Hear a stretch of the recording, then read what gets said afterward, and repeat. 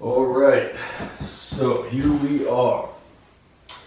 Open 18.4, just like the other open workouts, I'm going to show you how to supplement and fuel for the workout. So, number one, well, first, before I even get to supplements for food, keep your food the same as you normally would. You don't want to change anything, okay? Just like all the other open workouts, you should be eating the same breakfast, you should be eating the same lunch, you should be eating the same pre-workout, post-workout, whatever it is that you do. The only exception to that is that you may not be able to eat as much before the workout. So if you usually have a large breakfast, don't force yourself to eat the same amount. The fuel that you're having right then and there isn't really going to do much for you anyway during the workout. You just want to prevent hunger. The sugar that you'll have in this shake will be more than enough fuel, plus the reserves of glycogen that you've had from hopefully a good food plan, because that really does make a difference and add up. But there's obviously nothing you can do about that now if you haven't been doing it. So the other thing is prevent a binge. So a lot of people will do the open workout and then they'll go celebrate that it's over. They'll go out to eat. They'll eat things that they normally wouldn't, or they'll eat higher calories than normal, or they'll eat greasier foods like burgers and fries and all this kind of shit. And the two things there. Number one, the open's not over. So not that I would celebrate the open through eating shit anyway, but if you were going to quote celebrate, the fat lady ain't singing yet, right? So this is workout 4. We're still got another one to go, and you're probably going to repeat this one, or you may repeat this one. So nothing's over until it's over. So stay focused. Don't celebrate. Don't glorify shitty foods. More on that another time. Now, 18.4 supplements. Again, just like every other workout, 100 to 200 milligrams of caffeine, depending on how you feel. At this point, if you've been taking 100, you can probably up that to 200. You'll feel great. Take that caffeine upon wake up. That's only if you are working out within the first 6 hours of working out. If you are not working out within the first 6 hours of waking up, first 6 hours of waking up. If you are not working out within those first 6 hours, you do not need to take this, but you still can if you want to. This is just to make sure that your central nervous system is awake, and we can make full use out of it. Now, let's get into the good stuff. 30 minutes before you work out, you're going to have a combination of different things, the cocktail, so to speak. We're going to start with 2 scoops of Pulse from Legion, just like we have pretty much every workout. This has a whole bunch of different things in there. It has beta-alanine, it has citrulline, it has trimethylglycine, it has theanine, it has a bunch of caffeine, 350 milligrams, a bunch of different things that makes it easy so that you don't have to have those things every single workout, because those can literally be used on every single workout.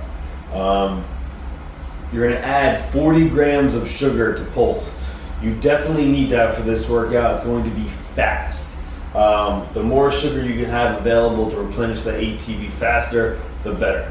In other words, this workout will most likely be using, similar to 18.2A, it'll be using much more of your serum glucose, or your blood sugar, or literally the sugar that's already broken down, than it will be from storage glucose or glycogen, because it's so immediate that if you have circulating sugars or energy available to you, you're going to use that first. And this workout, for the more advanced you are, the more true that will be, because this will be more of an anaerobic, fast-paced workout, 6 minutes or less for the top dudes, and then that becomes less and less important. I'll say the less fit you are for this workout.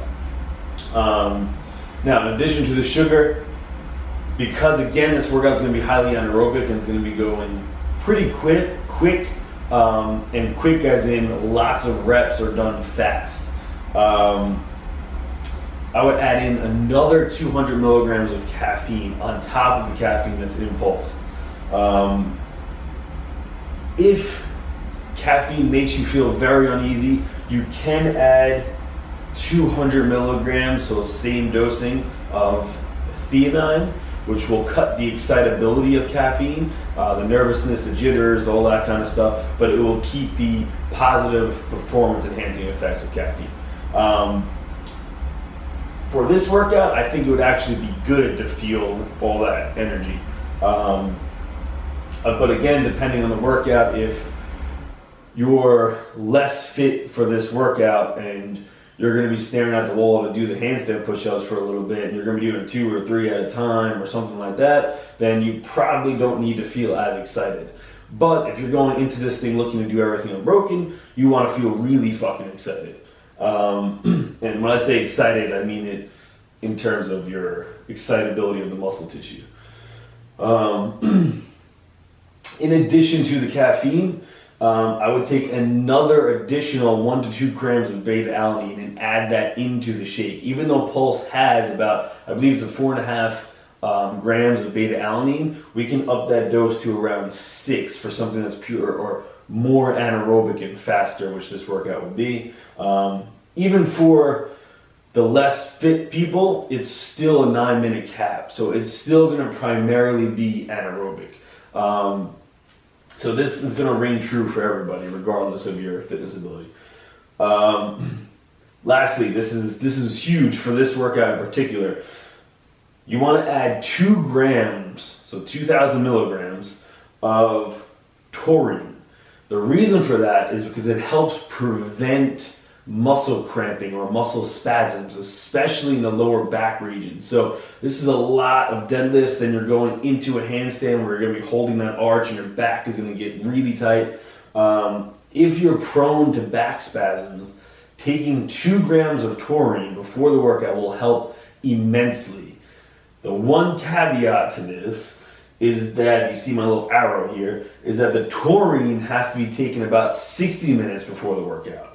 So you want to take this before you take all this other stuff, okay? So 60 minutes before you do the workout. So if you're like me, you take your sweet ass time getting everything set up. I just kind of love the excitement of all of it, so I set my stuff up and whatever. I'll take the taurine right before I go to the gym because it'll take me a little bit to warm up and set up and blah, blah, blah. But if you're slower than that, or you're running classes or whatever, just time it so that you're taking the taurine an hour before you work out. Lastly, again, this goes into the muscle cramping, the muscle pumps, and all of that. Hydration is hugely important here, because the last thing you want is to have some sort of muscle cramping due to an electrolyte imbalance, which is the most probable reason why you're cramping in the first place. Things like sodium are the most important, but potassium, magnesium, all these different minerals. Here's the thing though, you want to make sure that you have a good electrolyte balance before you even get to the gym. Okay, this starts way before the gym, the day before, 2 days before, 3 days before, even 5 hours before. It's still important. It's not enough to drink just water. In fact, that could make your electrolyte imbalance worse. You want to make sure that you're having enough sodium along with the water to retain the water. You can very easily dehydrate. You can very easily dehydrate yourself by drinking too much water. If you have too much of a rise in water, then your proportion of water to sodium becomes greater, which is not good. You want your water to rise with sodium. I, in particular, have a huge electrolyte imbalance if I don't watch this, which is why if you've ever seen me in the gym, then you've seen me with my favorite drink of Pedialyte. Me and the babies are drinking this stuff. Pedialyte is great because it's very low in calories, but it's super fucking high in sodium, potassium, all the minerals that you need to retain water. So I will be drinking a bunch of Pedialyte today, tomorrow, and the day I do the open, to make sure my electrolytes are top notch. One last little tidbit of information here. I would advise not using topical menthol. Menthol is what's in Icy Hot, Tiger Balm, all that kind of stuff. I think a lot of people will try to use that in this workout because of the back problems, the back pumps, that should be taken care of between taurine and electrolytes if you're doing this right. The Tiger Balm or Icy Hot or just menthol application in general, topical application of menthol, could actually make it worse, because a lot of research is coming out now showing that it's a vasoconstrictor, which means it constricts your arteries and your blood flow, mainly by having some sort of interaction with nitric oxide, which is what increases or vasodilates the blood vessels.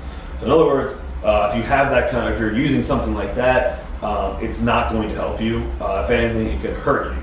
The only reason why you may think it would help you is because you feel it on your back.